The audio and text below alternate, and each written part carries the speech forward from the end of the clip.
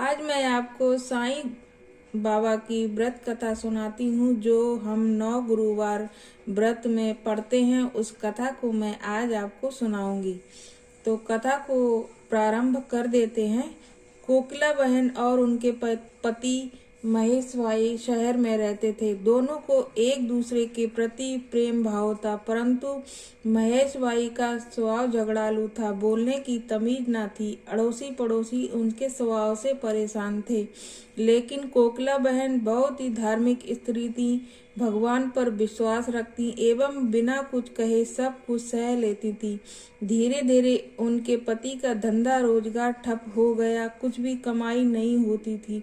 महेश भाई अब दिन भर घर पर ही पड़े रहते थे और अब उन्होंने गलत राह पकड़ ली थी। अब उनका स्वभाव पहले से भी अधिक चिड़चिड़ा हो गया था। दोपहर का समय था। एक वृद्ध महाराज दरवाजे पर आकर खड़े हो गए। चेहरे पर अजब सा तेज था और आकर उन्होंने दाल चावल की मांग की। कोकिला बहन ने दाल चावल दिए और दोनों हाथों से उस वृद्ध बाबा को नमस्कार किया। वृद्ध ने कहा, साईं सुखी रखे। कोकिला बहन ने कहा, महाराज सुख किस्मत में ही नहीं है, और अपने दुखी जीवन का वर्णन किया। महाराज ने श्री साईं बाबा के व्रत के बारे में बताया। 9 गुरुवार फलाहार या एक समय का भोजन करना, हो सके तो बेटा साईं मंदिर जाना, साईं बाबा की 9 गुरुवार पूजा करना, साईं व्रत और विधि से उद्यापन करना, भूखों को भोजन देना, साईं व्रत की किताबें 9, 11, 21 यथाशक्ति लोगों को भेंट देना और इस तरह साईं व्रत का फैलावा करना। साईं बाबा तेरी सभी मनोकामनाएं पूरी करेंगे। यह व्रत कलयुग में बड़ा ही चमत्कारी व्रत है।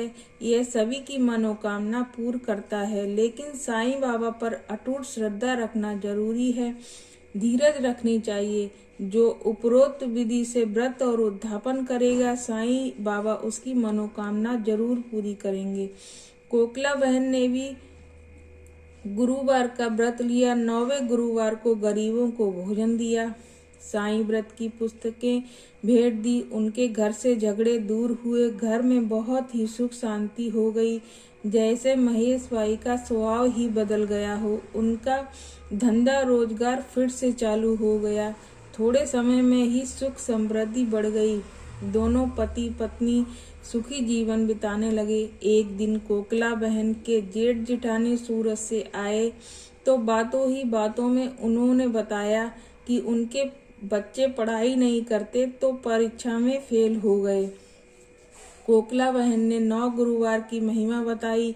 साईं बाबा के भक्ति से बच्चे अच्छी तरह अभ्यास कर पाएंगे, लेकिन इसके लिए साईं बाबा पर विश्वास रखना जरूरी है। साईं सबकी सहायता करते हैं। उनके जेठानी ने व्रत की विधि बताने के लिए कहा।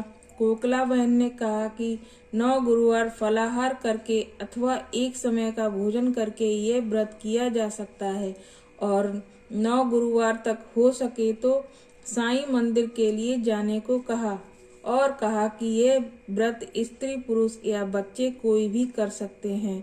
9 गुरुवार साईं फोटो की पूजा करना, फूल चढ़ाना, दिया अगरबत्ती आदि प्रसाद करना एवं साईं बाबा का स्मरण करना, साईं आरती करना आदि विधि बताई। साईं व्रत कथा, साईं स्मरण, साईं चालीसा आदि का पाठ करना। 9वें गुरुवार को गरीबों को भोजन देना। 9वें गुरुवार यह साईं व्रत की किताबें अपने सगे संबंधी अड़ोसी पड़ोसी को भेंट देना। सूरत से उनकी जेठानी का थोड़े समय बाद पत्र आया कि उनके बच्चे साईं व्रत करने लगे हैं और बहुत ही मन लगा के पढ़ते हैं।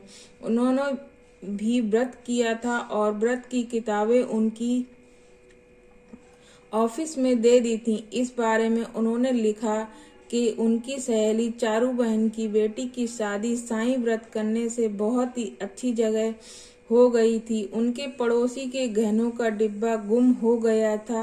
वह साईं व्रत की महिमा के कारण ना जाने कौन वापस रख गया। ऐसा अद्भुत चमत्कार हुआ। कोकिला बहन ने साईं बाबा की महिमा महान है यह जान लिया था। हे साईं बाबा, जैसे आप लोगों पर प्रसन्न होते हैं वैसे हम पर भी प्रसन्न होना। बोलो सद्गुरु साईनाथ महाराज की जय। बोलो साईं बाबा की जय।